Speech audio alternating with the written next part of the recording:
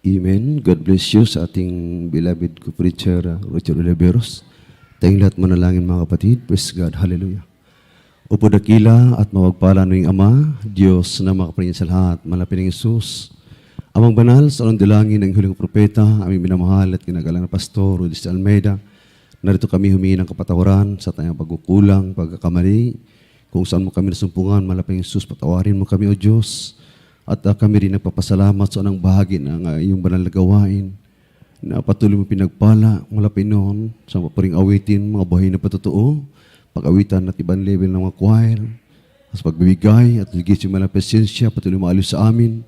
Sa mga oras na ito, narito kami sa pag-aral ng salita. Dalangin namin sa Panginoon, bigyan mo kami bersikulo ng pag-aralan. Turuan mo kami pala, Pinoon, sa ganang akin, wala po akong magagawa, sa iyo ako umaasa.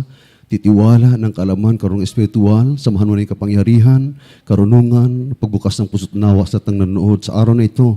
Sa iyo maparing pangalan pa Jesus, ang aming samot dalangin, sawayin mo lahat ng hadlang balakid sa iyong pag-aral ng salita. Cast out in Jesus' name. Purihin ang malapay noon, ang pinakamataas na pagpupuri, pagluwalhati, pagdakila, pagpaparangal, pagsamba, ay tanging sa ating pinakamamahal na Panginoon Jesucristo po lamang. Ating palapakan ang malapay noon. At dubling paggalang sa ating minamahal at kinagalang na Pastor Wildes Almeida, the entire prophet of our loving God, sa lahat ng kanyang minamahal na mga anak, minamahal na mga manugang, mga apo, at sa pag-alaala sa mga buting aral at turo ng ating beloved assistant pastor na si Almeida, sa lahat po ng ating beloved workers, sa ating beloved preacher Perbet Iyas, beloved preachers, sa ating controllers, instrumentalists, at sa ating webcast technical staff, magandang gabi po sa ating lahat. Amen.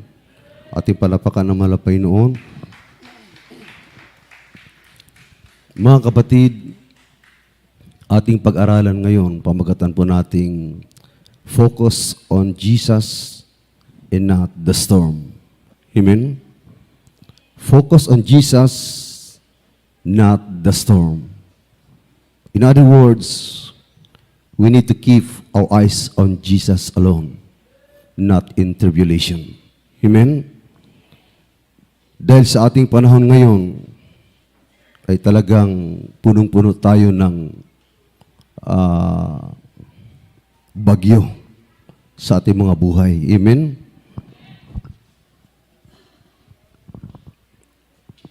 Sabi pa nga may namahal, dahil because this world is filled so many storms. So, pag sinabing focus, meaning our attention is only to our loving Savior, Jesus Christ. Our heart, mind, actions, and priorities must belong to Jesus alone. Amen? Sa Kanya lamang natin itoon. At pag sinabing storm, it is talking about tribulation, like problems, trials, persecutions, starvation, itong tinawag na scarcity, poverty, virus, wars, lahat ng yan, bagyo yan sa buhay ng tao. Amen? So, ito po yung too much tribulation that we see in the world today. Yung nakikita natin, naririnig natin, magkabilaan buong daigdig. Yan po yung tinatawag na the storms. Amen?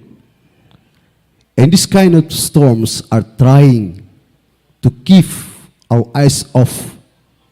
Pinipilit niyang sinasara ang ating mga mata sa ating malapit na Jesucristo. Amen? Kaya kailangan natin, mga kapatid, sabi pa nga, how, in what way, na lagi tayong nakatutok sa ating malapay noon. Basahin natin from the book of Matthew, chapter 14, verse 24 up to 32, mga kapatid. Dito po sa aklat ng Mateo, ang kabanatay 14, ang talatay 24 hanggang 32, ito ang nakasulat. Datapot ang daong ay nasa gitna na ng dagat at hinahampas ng alon sapagkat pasalungat sa hangin. At sa kaika-4 na pagpupuyat ng gabi ay naparoon siya sa kanila na lumalakad sa ibabaw ng dagat. At nang makita siya ng mga alagad na lumalakad sa ibabaw ng dagat, ay nagulumihanan sila na nagsasabi, multo, at sila ay nagsisigaw dahil sa takot. Datapwat, pagkadakay nagsalita sa kanila si Jesus na nagsasabi, laksan ninyo ang iyong loob, ako nga, huwag kayong matakot. At sumagot sa kanya si Pedro at nagsabi, Panginoon, kung ikaw nga ay paparyanin mo ako sa iyo sa ibabaw ng tubig. At sinabi niya, halika, at lumunsad si Pedro sa daong at lumakad sa ibabaw ng tubig upang pumaroon kay Jesus. Datapwat pagkakakita niyang malakas ang hangin ay natakot siya at nang siya ay malulubog ay sumisigaw na nagsasabi, Panginoon, iligtas mo ako. At pagkadakay iniunat ni Jesus ang kanyang kamay at hawakan siya. At sa kanya ay sinabi, ikaw nakakaunti ang pananampalataya. Bakit ka nag-aalinlangan? Last verse. At pagkalula niya sa daong ay humimpil ang hangin. Amen. Amen. God bless you, mga kapatid. Purihin ang malapit ni Jesus sa pagkabasa sa kanyang banal na salita.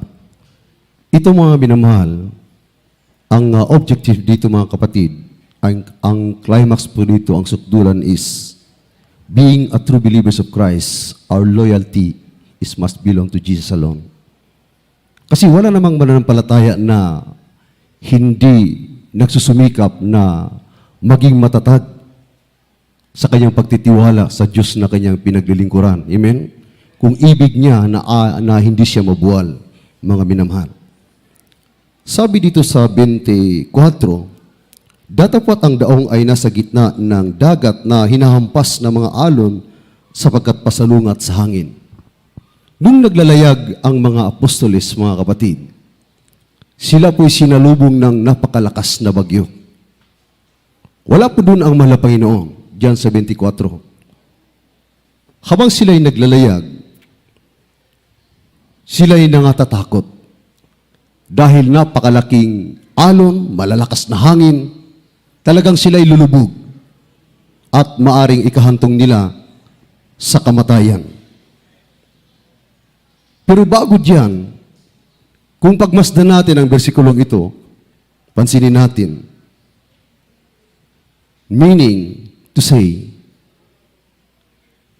our life on earth is like we are sailing on the sea that facing too much tribulation, too much storm. Amen? Ang buhay ng tao sa lupa, para kang naglalayag sa karagatan.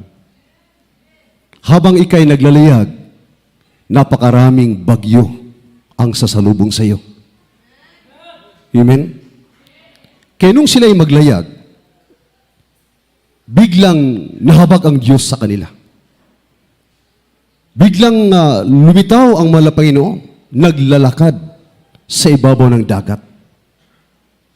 Ibig sabihin, mga kapatid, nung una pa man, sila po'y mga hinirang ng Diyos, pero kulang sila sa pananampalataya. Hindi pa sila masyadong nahubog sa banal na salita ng mahal na Panginoon. Kaya nung makita, sabi sa 25, at sa ika-4 na pagpupuyat ng gabi ay naparoon siya sa kanila na lumalakad sa ibabaw ng dagat.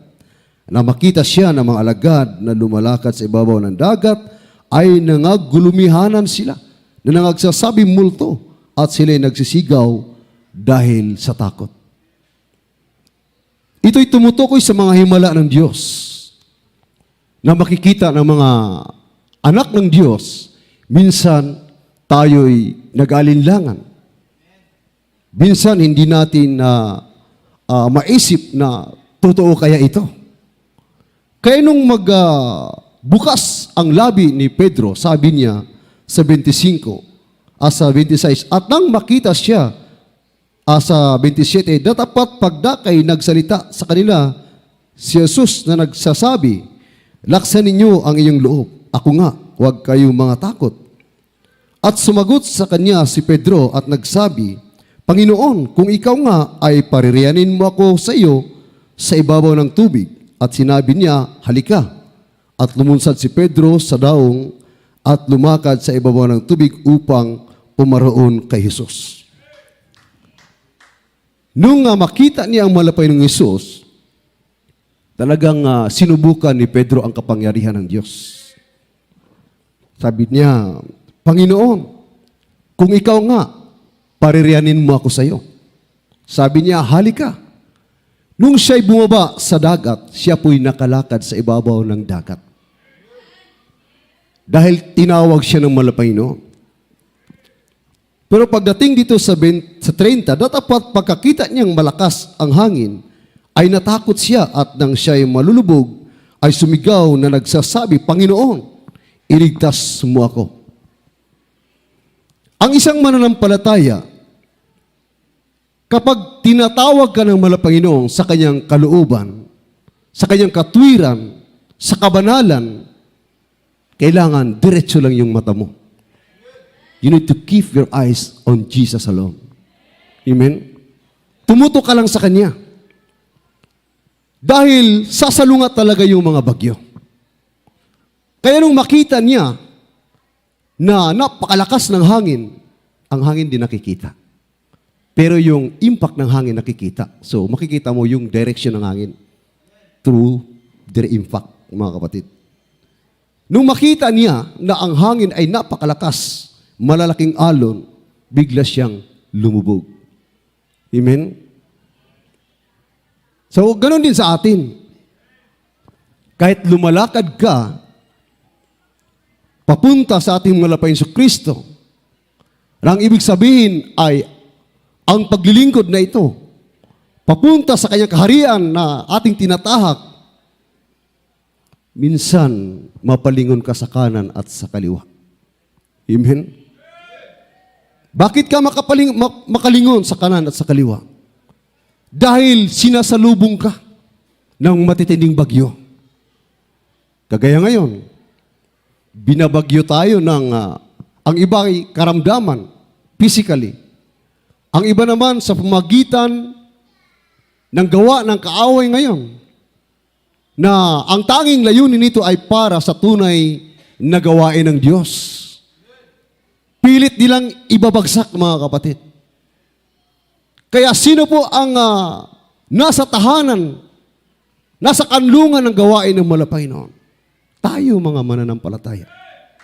Tayo yung babagyuin. Amen?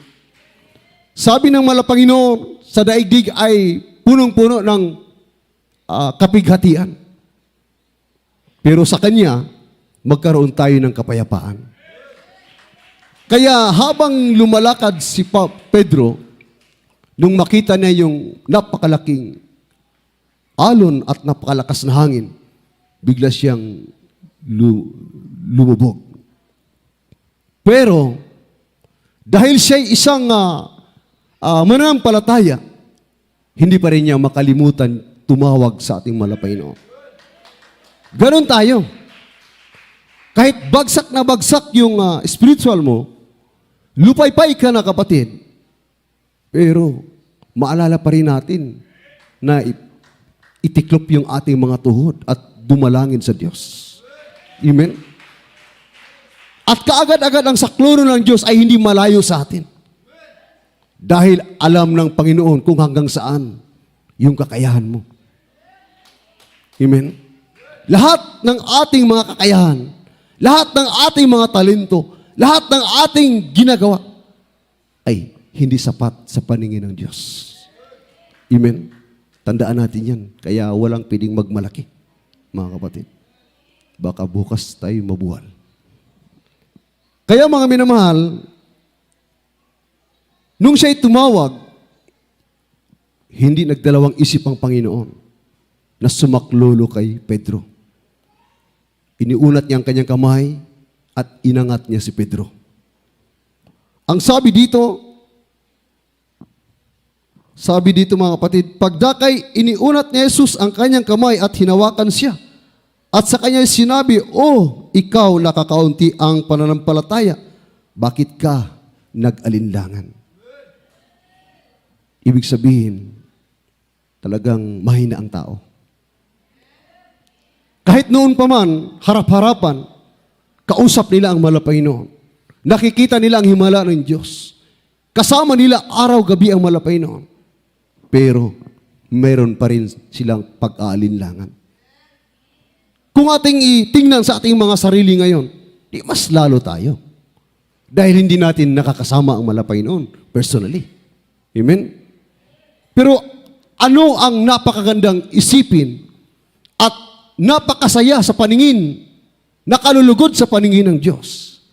Kahit hindi natin siya nakikita, nagsusumika pa rin tayong manampalataya sa kanyang banal na salita. Kaya mas maigi pa sa atin, mas maganda pa yung sa atin. Dahil hindi natin kasama personally ang Panginoon, pero nagkaroon tayo ng matatag at matibay na panampalataya sa magitan ng mga himala na ating nasaksihan sa ministeryong ito. Unang-una na yung pagbabago ng iyong buhay. Hindi mo lubos maisip yan na nagmumula sa iyong sa sariling kakayahan. Hindi po yan. Amen? Kaya, nung siya'y inangat, dahil napakalakas nga ng hangin at napakalaki ng alon, sila'y sumampa sa daong. Sabi dito, pagkalula nila sa daong ay humingpil ang hangin. Ang Panginoon, pag hindi natin kasama, magulo ang ating mga buhay. Kasi sabi doon, this world is filled of so much storms. Ang daigdig ay puno ng bagyo. Sino ba ang nakatira sa daigdig? Di ba tayo? Para sa atin yun, mga kapatid. Dahil ang tao, mga minamahal, ay nakipagtipan kay kamatayan sa impyerno. Kaya ang tanong dito, mga kapatid, nung siya'y umangat at sumampa, biglang pumayapa. Ang tanong, bakit pumayapa ang daong, ang dagat? Dahil ang Diyos ang kasama ni Pedro. Amen? Ibig sabihin, sa buhay ng tao, pag hindi ka maglilingkod sa Diyos, walang kapayapaan na makikita sa buhay ng tao. Pero pag maglilingkod ka sa Diyos, pagpasok ni Kristo sa iyong buhay, buong tahanan mo ay payapa. Dating magulo, nagiging mapayapa. Hallelujah.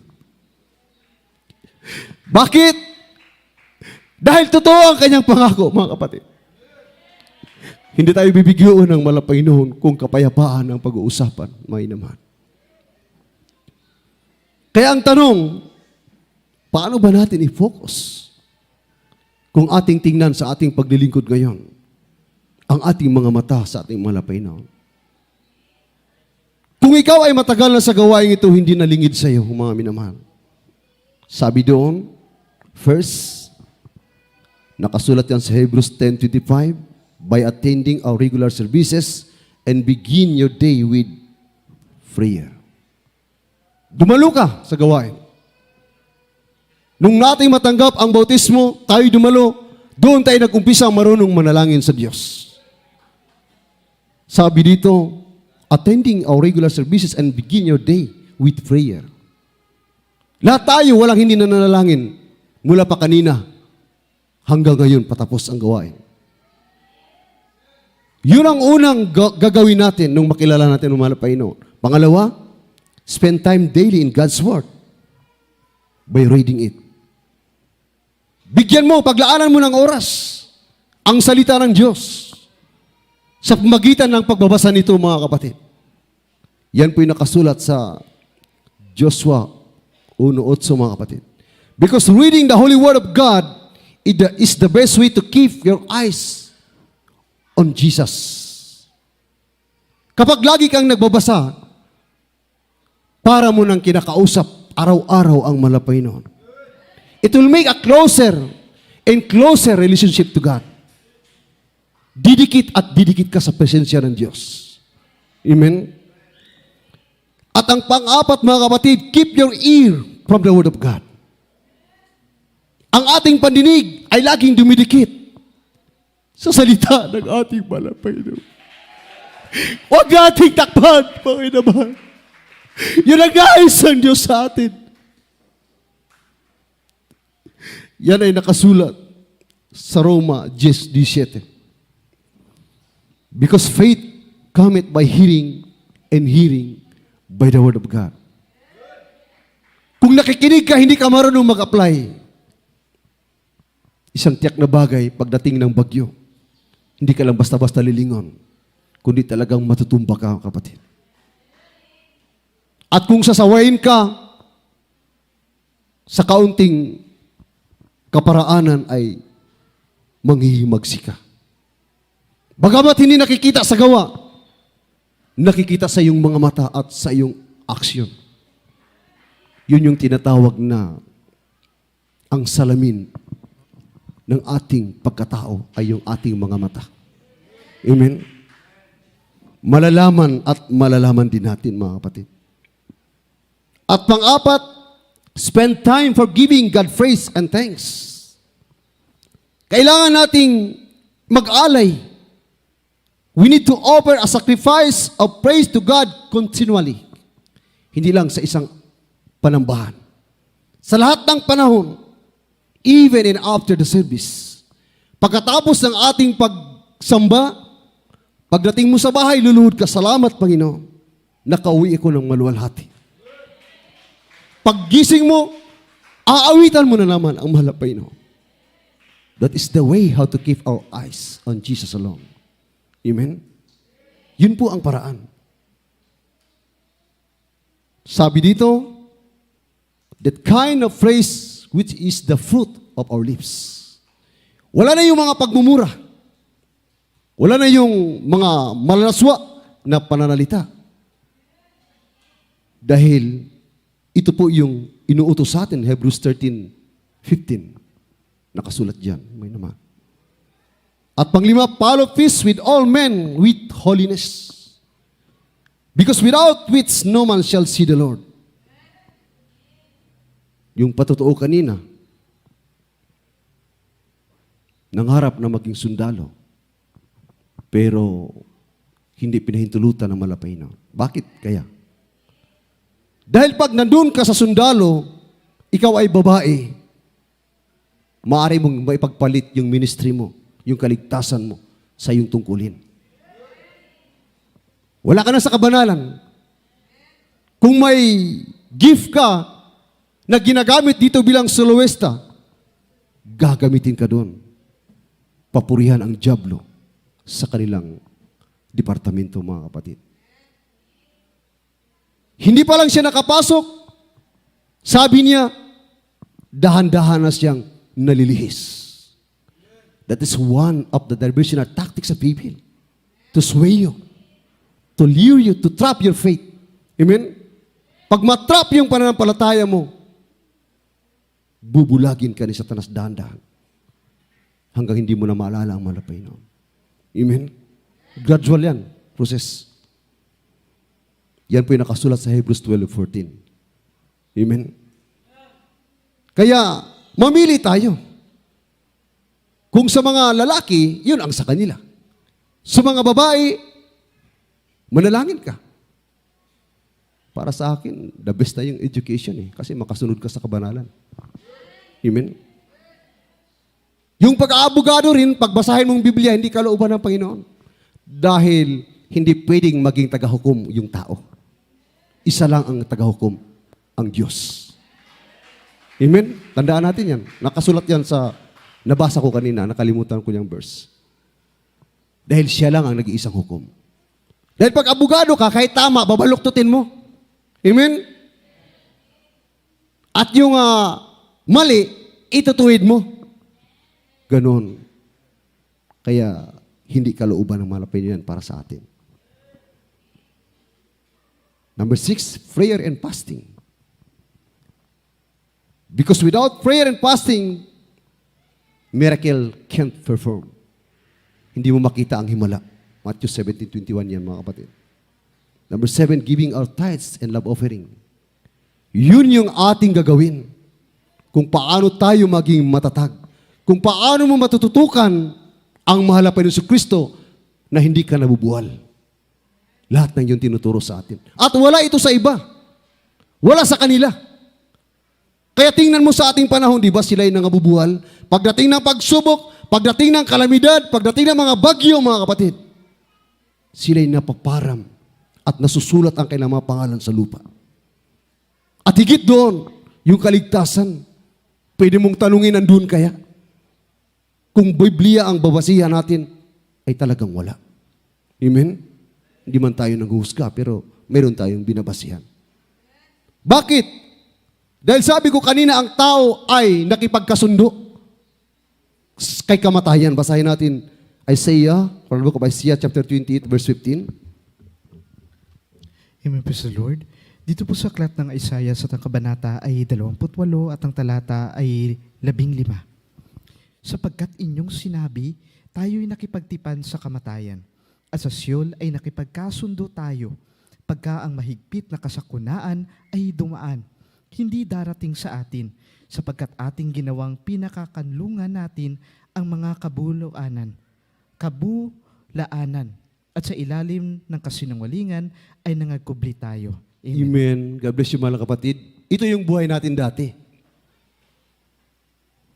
Ang ating sinasandalan, yung mali. Ibig sabihin doon, yung kasalanan. Kaya ang tao pala hindi malayo sa kamatayan dahil nakipagkasundo na tayo doon sa pamamagitan ng ating mga masamang gawa. Hindi lang sa kamatayan, maging sa Siol, sa impyerno, mga kapatid. Kaya pala ang tao hindi malayo sa kamatayan. Nakipagkasundo na pala tayo. Kaya nung bumaba ang Panginoon, nakita niya na pag-alagala ang tao sa lupa at ang direksyon ng ating mga buhay ay hindi nakasentro sa Kanya, ay nahabag ang Panginoon. Binigyan tayo ng pagkakataon at isa na tayo ngayon sa namulat at hindi na tayo nakipagkasundo at nakipag-ugnayan kay kamatayan, kundi sa Diyos. Kaya tingnan ninyo ating mga kapitbahay, yung ating mga ibang sekta. Pagdating ng salot, akala namin, sabi ng binasa natin, yung mga sakunang darating sa atin na ating sinasandalan yung kabulaanan ay makapagkukubli sa atin sa kamatayan. Pero mali pala. Doon pala sila kaagad-agad bubulusok sa kamatayan dahil mali pala yun. Dahil nakipagkasundo na sila. O, sabi dito, nakipagtipan na sila sa kamatayan at sa Siol nakipagkasundo sila. Kaya ang tao ay palaging marumi sa harapan ng Diyos. Amen? Kaya napakapalad natin, mga kapatid. Kaya ang sabi dito, para sa mga naglilingkod sa Diyos, Isaiah 25, talatang 4 hanggang 5, at sundan natin sa Isaiah 6, talatang 9, kabanata 9, talata 6. Dito po sa aklat ng Isaiah, ang kabanata 25, ang talata 4 hanggang 5. Ito ang nakasulat. Sapagkat ikaw ay naging ampunan sa dukha, ampunan sa mapagkailangan sa kanyang kahirapan, silungan sa bagyo, lilim sa init, pagka ang hihip ng mga kakilabot ay parang bagyo laban sa kuta, gaya ng init sa tuyong dako. Patitigilin mo ang ingay ng mga taga-ibang lupa, gaya ng init sa pamagitan ng lilim ng alapaap. Matitigil ang awit ng mga kakilabot. Amen. Amen. Tingnan ninyo. Yung mga tao na ang Panginoon ang kanilang kanlungan, kahit anong uring bagyo, binanggit dito, mula sa init, mula sa bagyo, pag ang liliman mo ay ang makapangyarihang Diyos, lahat ng kakilakilabot na panganib sa lupa ay patitigilin ng Diyos dahil sa iyo. Amen? Kaya napakapalad natin mga kapatid. Malayo sila sa atin dahil sila ay nakipagkasundo kay kamatayan at sa Sheol. Yung Sheol, hell, impyerno. Pero hindi yan dagat-dagat ang apoy. Kasi yung impyerno may lupa, ang hari doon, naghari-harian doon, si Satanas. Doon kanya dalhin yung mga ayaw kumilala sa Malapayno. Kaya kung mahagip ka ng bagyong virus, ngayon kumalat na yung monkeypox. More than 30 countries ang infected at may 500 na casualties, namamatay. Amen? Delikado yun, mami naman. Yung bukol-bukol sa katawan, mga kapatid. At ang sabi dito, matitigil ang awit ng mga kakilakilabot. Yung mga nagsasaya, dahil sa kanilang mga kagagawan, babalik sa kanila yon. Amen? Hindi para sa atin yun, mga kapatid. Bakit? Basahin natin ang Isaiah 9:6. Amen, praise the Lord. Dito po rin sa aklat ng Isaiah sa kabanata ay 9 at ang talata ay 6.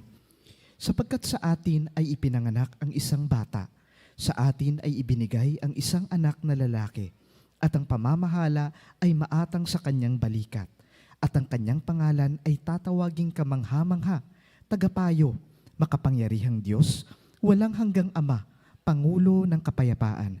Amen. Amen. God bless you mga kapatid. Purin ang Malapaynon. Dahil yung Diyos na ating pinaglilingkuran ay may kamanghamanghang pangalan. Yun din ang pangalan na tinawag ni Pedro nung siya'y lumubog. At yun din ang pangalan na ating pinaglilingkuran ngayon. Kamanghamanghang pangalan. Kagilagilala sa paningin ng tao ang mga himala na terribleng ginawa ng Malapayno. At ano pa ang sabi dito? Tagapayo. Amen? Bakit ka masunurin ngayon? Dahil natanggap mo ang payo mula sa kanyang banal na salita. Naging matatag ka. Nagkaroon ka ng kaalaman. Masunurin ka mga kapatid. Marunong ka magpakumbaba dahil totoong tagapayo ang nagbigay ng payo sa iyo. Pangatlo, makapangyarihang Diyos. Almighty God. Siya ang Diyos. Nag-iisang Diyos na ipinakilala ng propeta ng Diyos sa atin. Hindi nagkamali dahil nagbago yung ating mga buhay. Nagkaroon tayo ng totoong payo. Marunong tayo magpakumbaba sumunod. Amen? Pang-apat, walang hanggang Ama. Everlasting Father. Beside Him, no other God. Amen? Lingid sa Kanya, iba pa sa Kanya ay walang ibang Diyos. Siya lang ang Ama. Makapangyarihang Ama, walang hanggang Ama at makapangyarihang Diyos. At higit sa lahat, Prince of Peace. Nagkaroon tayo ng totoong kapayapaan. Bawat isa sa atin. Totoong kapayapaan. Kahit naggera na sa iyong lugar, pupunta ka doon, payapa kang lalakad sa gitna ng panganib. Dahil kasama mo ang prinsipe ng kapayapaan.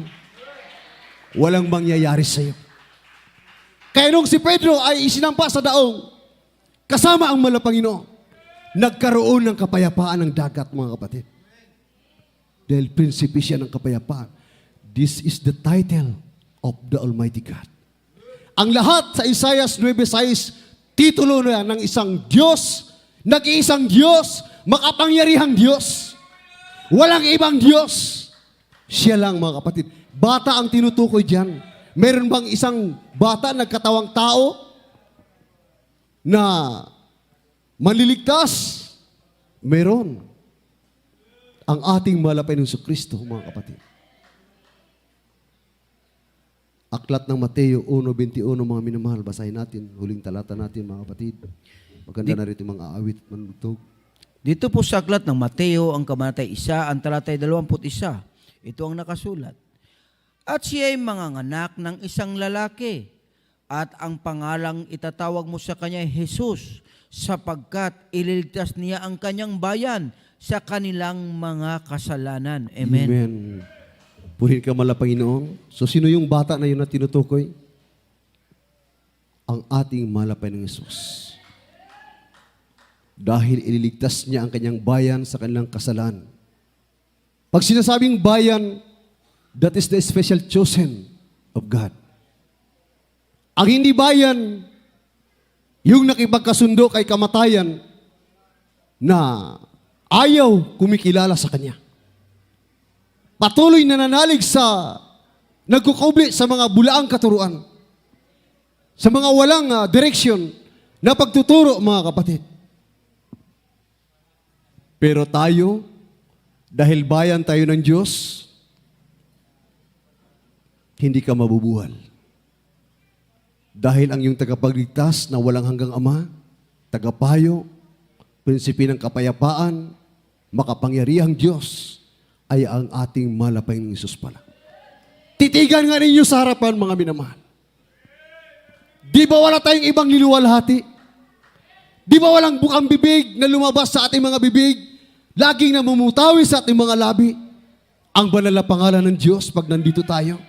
Maging sa ating mga tahanan, wala tayong ibang itinataas, kundi ang ating malapay ng Yesus. Diyos na makapangyarihan, Diyos na nag-iisa, Diyos na nagbabago ng ating buhay, Diyos na nananahan sa ating mga tahanan at nagkaroon tayo ng kapayapaan, mga kapatid. Yan ang ating malapay ng Yesus Kristo. Sabi pa nga, keeping our eyes on Jesus would simply lead us into rightful destination in heaven. Hindi dito sa lupa. Dahil sa lupa puno ng kapighatian. Pero kung sa Kanya ka asa, hindi ka mabibigo, mga minamahal. Maasahan mo ang tulong ng Panginoon. Hindi ka mapapahamak. Magtatagumpay ka, mga kapatid. Dahil ang Diyos na ating nakilala ay punong-puno ng habag. Kung maglalayag ka sa panganib, dadalawin ka ng malapanginoon. Kagaya nila Pedro, sila'y naglayag na hindi alam ng malapanginoon. Pero nung makita ng malapanginoon na sila'y binagyo, sila'y dinalaw, pinuntahan ng malapanginoon. Ganon din tayo, mga minamahal. Kahit pagod ka na, kahit hirap ka na, huwag kang matakot, huwag kang maghina. Patuloy mong itaas sa iyong kamay. Humagay ka ng tulong sa Panginoon. Hindi ka mababayaan ng Diyos. Aalalayan ka ng Panginoon. Sasakuluhan ka ng Diyos. Dahil hindi ibig ng Diyos na tayo mapahamak at malayo sa Kanyang presensya, may naman. Nais ng Diyos, maabot natin ang buhay, marating natin ang Kanyang pangakaong buhay na walang hanggan. Habang inaawitan natin at malapinoon, aking bigay mong pagkataon sa ating beloved preacher, Dr. Iyas. Awitin natin ang Just Look unto Jesus.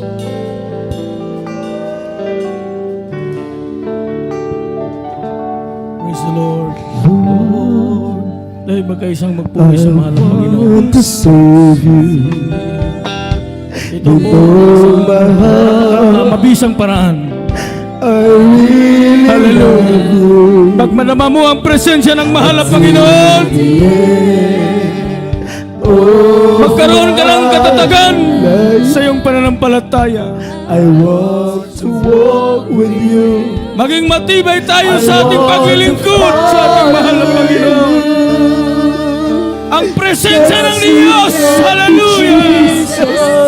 In the midst of a trial, Ang Diyos ay nasa ating kalagitnaan. Kasama natin ang mahal na Panginoon. Pagsikapan nating madama ang presensya ng ating dakilang Diyos. He gave Oh, good Lord to God. willing to give.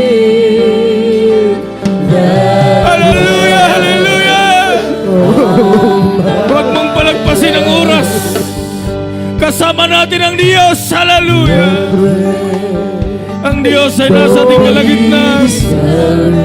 Kasama natin ang mahal na Panginoon. Pagsikapan natin malama ang presensya ng ating nakilang Diyos. Hallelujah! Hallelujah! Hallelujah! Hallelujah! Hallelujah! Hallelujah! My Lord is with me. Praise the Lord! Glory to Jesus! Hallelujah! He gave me joy in my heart, willing to give. Jesus, hallelujah. How great the word of God! Kapatid, Purihin ka, O Diyos! wag Hallelujah! kang maghina, Purihin ka, mahal na Panginoon! tumingin ka na. O napakabuti mo, O Diyos! Hallelujah! O wala kang katulad, ikaw ang nag-iisang Diyos! Hallelujah! How great the word of God! How great the word of God! How great the word of God! How great the word of God! How great the word! Hallelujah!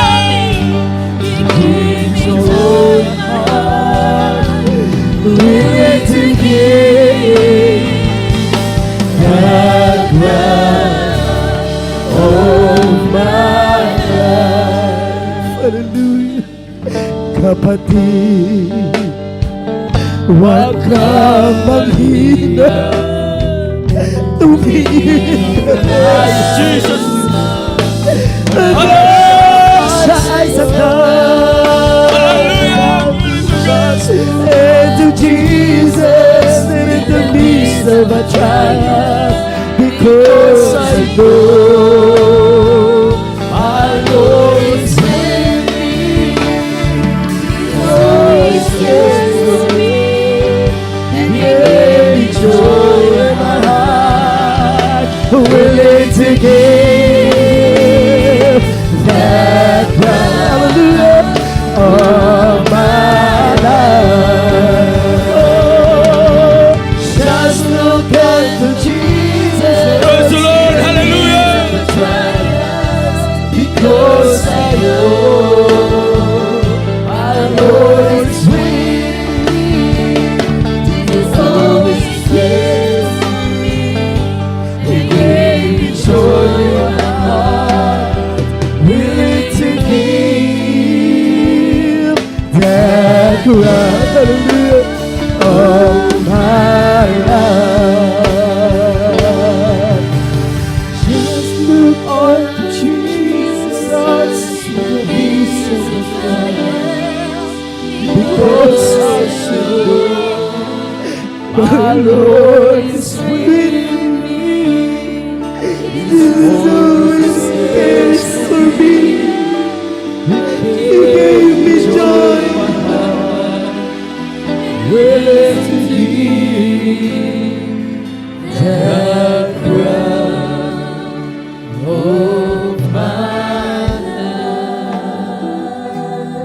willing to give that crown of my life. Praise the Lord. Glory to God. How great the word there is Jesus. Mga kapatid, minsan babulutin tayo ng pangamba at takot. Pero ang sabi ng Panginoon, titingin lang tayo sa Kanya. Doon tayo huhugot ng kalakasan sa ating paglilingkod sa mahal na Panginoon. Hindi tayo maliligaw pag palagi tayo nakatingin sa mahal na Panginoon. Puro kabutihan ang ating makikita. Praise God. Ang Diyos ay nasa kalagitnaan. Tayo po'y magpasalamat o pagwala naming Ama, Diyos makapangyarihan sa lahat. Maraming salamat, mahal na Panginoon, sa iyong kapangyarihan, sa iyong kabutihan, sa iyong dakilang pag-ibig. Maraming salamat sa iyong dakilang presensya. Mahal na Panginoon na palagi mong pinapadamas yung bawat isa sa amin. Sa iyong banal na salita, maraming salamat, mahal na Panginoon, nga kapag sinasamahan mo. Mahal na Panginoon, amin kang pinapasalamatan sa pangalan ni Jesus. Amen.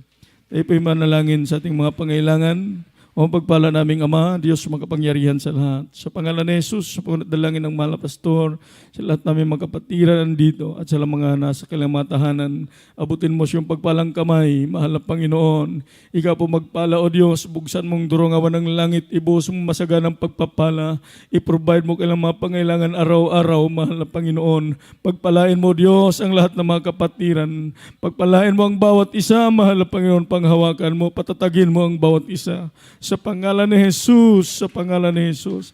Amen. Ipatong natin mga kamay. Tayo po'y manalangin. Sasawayan natin ang mga karamdaman. Sa pangalan ni Jesus! Aming sinasaway sa dalangin ng mahal na pastor. Tanang mga gawa ng kaaway. Lahat ng mga problema, kahirapan, mga panghihina, panglulupaypay, discouragement. Lahat ng mga gawa ng kaaway, mga virus, cast out with the blood of Jesus. Cast out in Jesus' name. Hallelujah. Praise the Lord. Amen. Glory to God. Everybody shout, praise the Lord.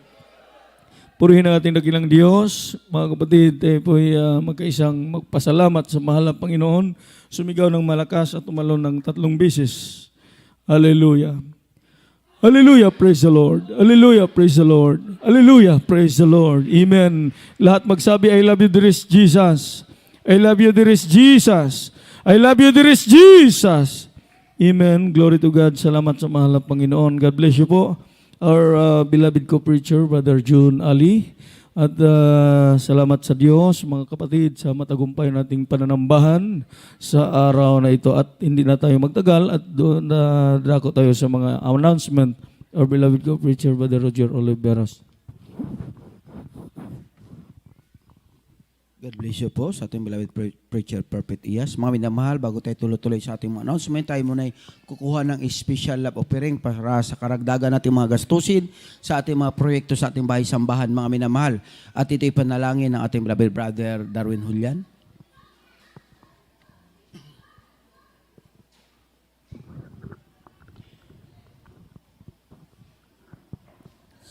Presyo tayo po sama-sama manalangin. Opo dakilang Diyos, sa makaprayang pangalan Jesus, suna pa rin po dalangin, ginagalang mga pastor Israel, malapay ng mga nagabi po sa iyo, God. Narito ang bahagi pa special, love o pari malapay na ikaw kaloob. Bawat isa malapay noon, ibigay nila special love o pari sa banagaway malapay noon, na walang sawa, sumusuporta sa banagaway malapay noon, na patuloy, nagsuporta sa banagaway. Pagpalain mo lahat mga kapatiran sa oras ito, malapay na ikaw magpala, malapay ng bawat isa malapay noon, dalangin namin, malapay na ikaw magpala lang mga kapatiran, na wala ibigay, dahil sa wala, bigyan mo trabaho, hanap buhay, anuman, palakitaan sa araw-araw, malapay na provide mo pangailangan namin mga kapatiran para maitungo sa iba na gawain, special pa rin ibalik mo sa kanila malapay noon, sa una pa rin po dalangin ng mga pastor ng bahay, in the name of Jesus, praise the Lord. Hallelujah, praise the Lord. Amen. God bless you po sa ating beloved brother Darwin Julian. Mga minamahal, everybody shout, praise the Lord. Palakpakan natin ating pinakamamahal na Jesus dahil tuloy-tuloy na sa ating announcement, mga minamahal, ang ating banal na gawain, ang schedule of services natin, 3 beses isang linggo sa araw ng Miyerkules, alas 3 ng hapon hanggang alas 7 ng gabi. At sa araw ng Friday, katulad kanina, mga minamahal, alas 2 ng hapon hanggang alas 7 tayo ng gabi. Iyan po mga minamahal. At sa araw ng linggo, huwag tayo mag-absent mga minamahal. Alas 10 ng umaga hanggang alas 3 ng hapon. Sa araw ng linggo mga minamahal. At sa dako ng Ayala Outreach natin mga minamahal, balik na tayo doon ng 2 beses isang linggo mga minamahal. Sa Ayala natin, sa araw ng Miyerkules, mayroon na po silang Miyerkules doon mga minamahal. Alas 3 ng hapon hanggang alas 6 ng gabi.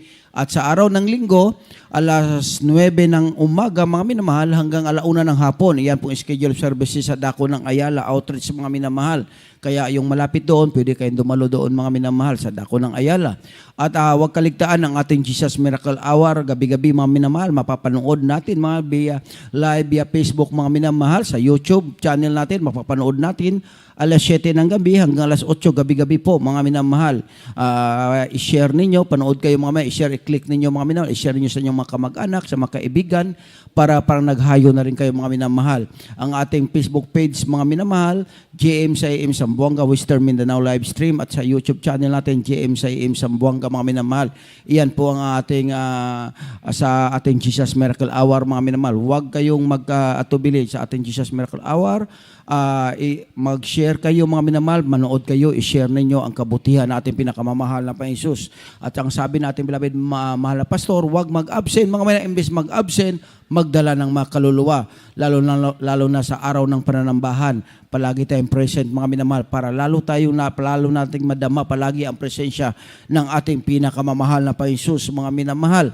Sa ating mga beloved kapatiran mga minamahal, na gusto pa rin tumulong para sa ating project, sa ating bakod, mga minamahal, huwag kayong matubili, pumunta sa information, mga minamahal, para sa ating project, baka loobin na next week makapag-umpisa na tayo sa ating bakod, mga minamahal. Madugtungan na natin yung ating bakod, loobin sa sunod na linggo, mga minamahal. Sa araw ng Lunes, makabili na tayo ng ating mga materialis, mga minamahal. Palakpakan natin ating pinakamamahal na Panginoon, mga minamahal, at magsabing praise the Lord. Sa walang maibigay, ang una niyong gagawin, manalangin tayo na may gagamitin natin pinakamamahal na Panginoon. Dahil doon sa ating panalangin, didinggin tayo na ating pinakamamahal na Panginoon, mga minamahal. At wala na tayong oras, mga minamahal. Hanggang dito na lang, lahat na kapurihan, papasalamat, pagdadakila, ay para sa ating pinakamamahal na Panginoon po lamang, mga minamahal. Yung mga umuwi na may mga sasakyan, mga minamahal, mag-ingat kayo, mga minamahal, sa inyong pagbiyahe. Habang bumabiyahe kayo, mga minamahal, mag-uumpisa naman ng ating Jesus Miracle Hour, mga minamahal. Magsubaybay kayo habang papauwi para talagang tuloy-tuloy yung pagpapala ng ating pinakamamahal na Panginoon. Palakpakan natin ating pinakamamahal na Panginoon. Mga minamahal, tayong lahat ay tumayo, mga minamahal, para sa ating closing prayer, mga minamahal. At ito'y panalangin ng ating beloved preacher, Ricardo Arong. Tayo magpasalamat sa Panginoon. Mapagpalang ang Diyos na mapagpalang sa lahat. Mahal na Panginoon, maraming salamat.